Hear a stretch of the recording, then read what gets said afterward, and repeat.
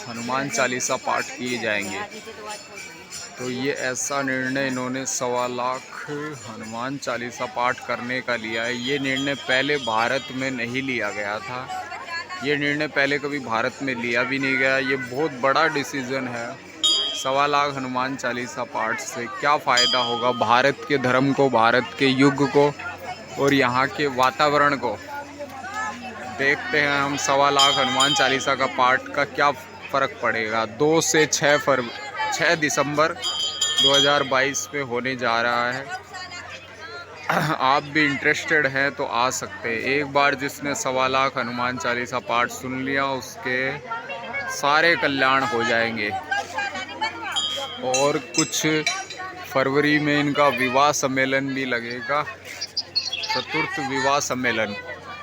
121 बेटियों का यदि आपके भी कोई है तो इन्वेस्ट में यहाँ आप दान भी कर सकते हैं। और आपके भी कोई गरीब कन्या है तो यहाँ अपना रजिस्ट्रेशन करा सकते हैं। और यदि आप कन्यादान के लिए सहयोग करना चाहते हैं, यदि आप हैं अच्छे पुरुष सेवक की इनकी सेवा ही करना चाहते हैं तो आप इन नंबर पे, ये HDFC बैंक के नंबर है, ये आप इस नंबर से ले सकते हैं। फ़ोन करके हमें HDFC के नंबर चाहिए, ले सकते हैं।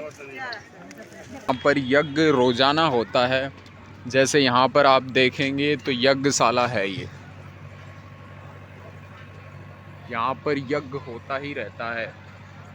तो यहाँ पर यज्ञशाला बनी हुई है। यहाँ यज्ञ होना साधारण सी बात है, रोज़ाना होता। पर 1.25 लाख हनुमान चालीसा पाठ के लिए इस जगह का निर्माण किया गया। केवल 2 दिन के अंदर यहाँ पर लाखों रुपया इन्वेस्ट किया गया, केवल भारत के लोगों के लिए, सनातन धर्म के लिए, भारत के कल्याण के लिए। कि 1.25 बार का आप 10,000 बार हनुमान चालीसा पढ़ सकते हैं, 100 बार पढ़ सकते हैं, पर 1.25 बार पढ़ना साधारण बात नहीं है। और इसको पंडिताई से पढ़वाना और निर्णय लेना बहुत बड़ी बात है। ये जितना भी कंस्ट्रक्शन चल रहा है 1.25 हनुमान चालीसा पाठ के लिए डिसीज़न लिया गया है कि इसे यहाँ पर साधु संत आएंगे, बैठेंगे। जिस तरह इसको डिवाइड किया गया, बनाया गया, उस तरह ये पाठ होगा। वो बागेश्वर धाम मंदिर है, यहाँ पर 1.25 हनुमान चालीसा पाठ होना है। और इसके लिए काफ़ी बड़ा डिसीज़न लिया गया, इसके लिए लाखों रुपया लगाया भी गया है। ये बहुत बड़ी बात है कि गुरुजी आप लोगों के लिए, भारत के लोगों के लिए ये सब कुछ कर रहे हैं। मतलब यहाँ पर भी यज्ञ हवन के लिए होता ही रहता है यज्ञ। या तो कई बार गुरुजी करते हैं या फिर यज्ञ कोई साधारण आदमी या पंडित अपने हिसाब से करवाता रहता है। और यहाँ पर लोग देखो पाठ पढ़ रहे हैं, यहाँ पढ़ते ही रहते हैं। ये यज्ञ हवनशाला बनाई हुई है आए दिन। और यहाँ पर लाखों यात्री आते ही रहते हैं, यहाँ पर यात्री रुकते ही नहीं है।